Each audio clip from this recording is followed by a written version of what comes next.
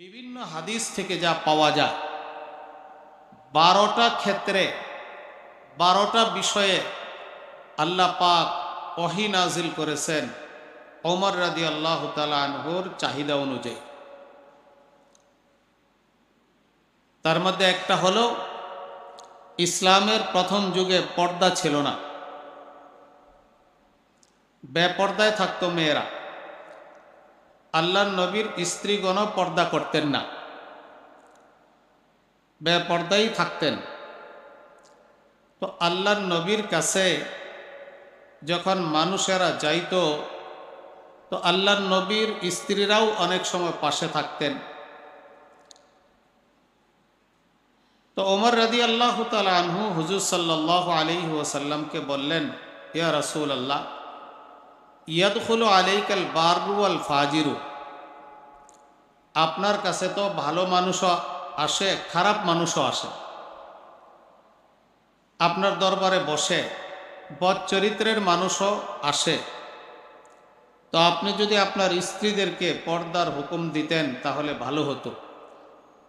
কারণ খারাপ মানুষ, বদ চরিত্রের মানুষ, যাদের চক্ষু ভালো না, তারা তো আপনার স্ত্রীদের দিকে খারাপ দৃষ্টিতে নজর করবে। তো আপনি যদি আপনার স্ত্রীদেরকে পর্দা করাইতেন তাহলে ভালো হতো। কিন্তু হুজুর সাল্লাল্লাহু আলাইহি ওয়াসাল্লাম তো ওমা ইয়ানতিকু আনিল হাওয়া ইন হুয়া ইল্লা ওয়াহয়ু ইউহা, ওহির মাধ্যমে আল্লাহর নবী পরিচালিত। নিজের ব্যক্তিগতভাবে কোনো হুকুম দিতেন না যতক্ষণ পর্যন্ত ওহী না আসতো।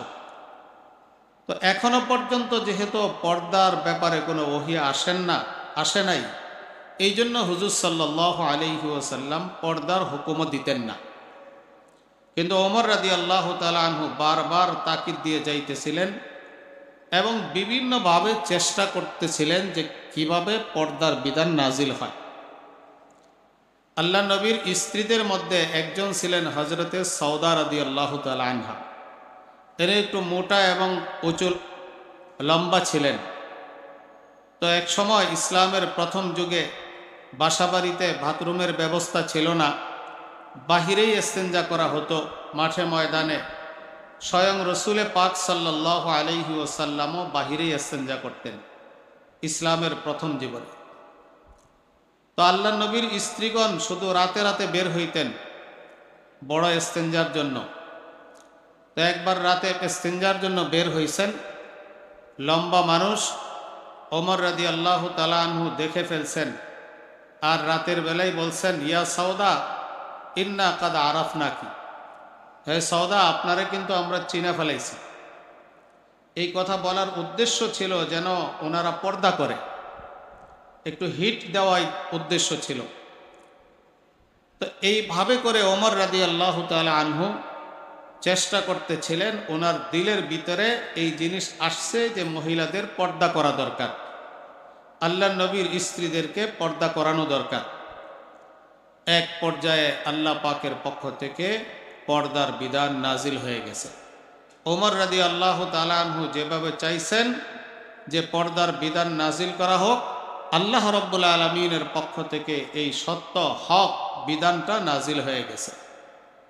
এরকমভাবে আরও 12টা বিষয় যেখানে ওমর রাদিয়াল্লাহু তাআলা আনহু যেটা চাইছেন আল্লাহ পাক ওইটাই নাজিল করেছেন। এই জন্য আল্লাহ নবী বলেছেন, দার আল হক্কু হাইসু ইয়াদুর ওমর, ওমর যেদিকে যায় হক তার পিছনে পিছনে যায়। তো পর্দা করা এটা একটা ফরজ বিষয়, এটা হক, এটা সত্য বিষয়, এটা ওহীর মাধ্যমে আসছে। এই ওহী ওমরের পিছনে পিছনে আসছে।